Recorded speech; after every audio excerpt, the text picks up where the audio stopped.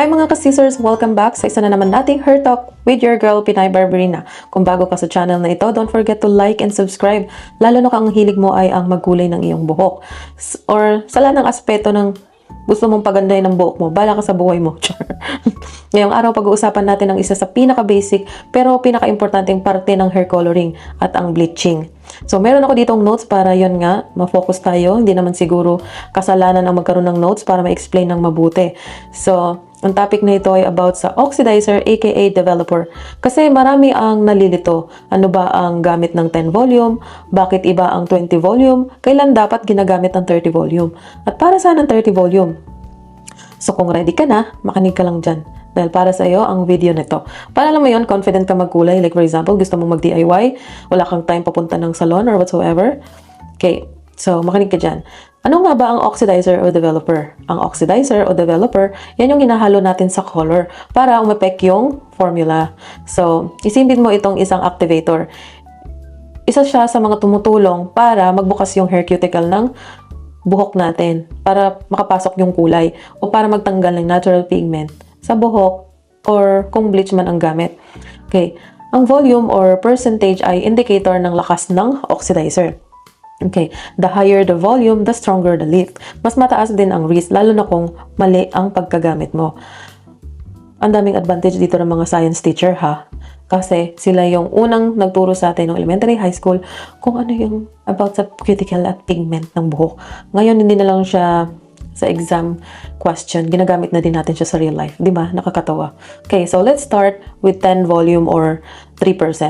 Ito ang pinaka-mild sa lahat. Wala siyang lift power. Meaning, hindi niya ito kayang mag-lighten ng buhok. Ang kaya lang niyang gawin ay ang mag-deposit ng kulay. Kailan siya ginagamit? Okay, kapag magtotone ka ng bleach hair.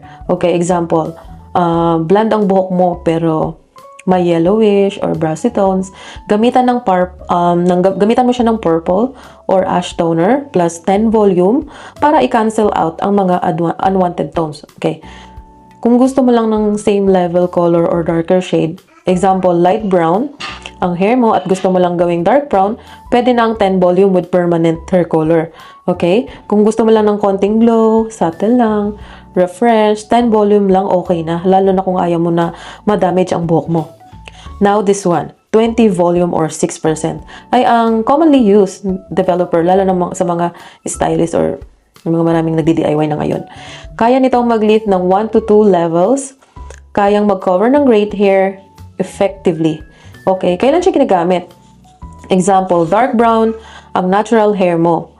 Gusto mong gawing medium brown. So, 20 volume is perfect. And then, example number 2, may uban ka.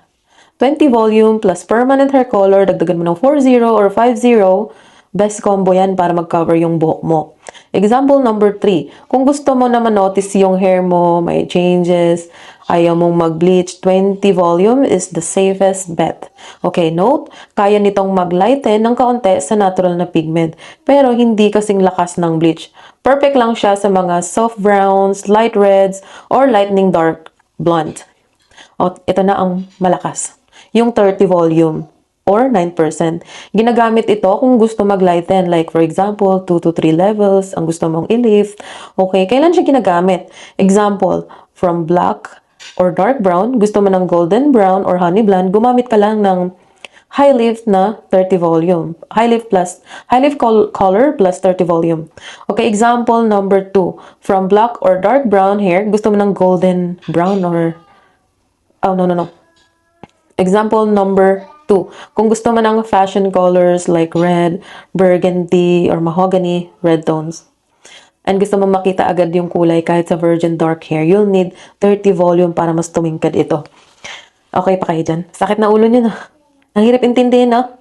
Ganyan ako nung nag-aaral ako sa buhok. Ang sakit na. Pero worth it yun sa dulo. Kaya makinig ka dyan. Kaya maarte. Diba? Okay, note. Kung gusto mo ng super matingkad na kulay, lalo na pastel, neon ash, fashion color violet, rose gold, full bleach pa rin ang best option. Kasi kung color plus developer lang, ililift lang niya ang base, hindi siya magic ha. Okay. Reminder, medyo drying ito, kaya dapat may proper aftercare treatment ka. Like hair mask, Brazilian is the best. Di siya ideal sa mga damaged hair na. Okay? So, sa 40 volume, ito yung pinakasalam, malakas sa lahat ng oxidizer. Usually talaga ginagamit lang ito sa mga bleach hair, ganon. So, ginagamit siya sa mga black hair, tapos gusto mong mag-platinum blonde. Minsan, kailangan mag-bleach ng twice or thrice. Depende. Tapos, gagamitan mo siya ng 30 volume. Then, second session is the 40 volume. Kasi may ano yan step by step. So, gagamitin mo siya sa unang bleach ng 30, tapos 40, mga ganon. So, may mga high lift blonde colors na kayang abutin ang level 9 or 10 without bleach. Minsan ginagamit ang 40 volume high lift dye, pero dapat super healthy ang hair. Okay? Ang 40 volume is very strong. Di ba nakakaantok yung turo? Kasi nakakaantok naman talaga. Pero gusto mong gunda, kaya makinig ka. Okay. 40 volume is very strong. Kung hindi ka professional or unsure sa hair condition ng client, don't use it. Ito ang madaling makasunog ng scalp. Tsaka makasira. Kaya delikado, huwag mong gawin ng 40 volume na ikaw lang and then gagamitin mo bleach. Okay? So, yun mga ka-scissors, tandaan natin, hindi porket na mas mataas ang volume, mas maganda agad ang result. Dapat base yan sa hair goal at condition ng client.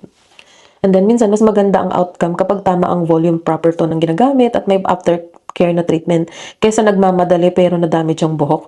So, ayun, sana nakatulong ang episode na to. Kung may mga tanong kayo about hair color, bleach, or product combinations, comment lang kayo sa baba.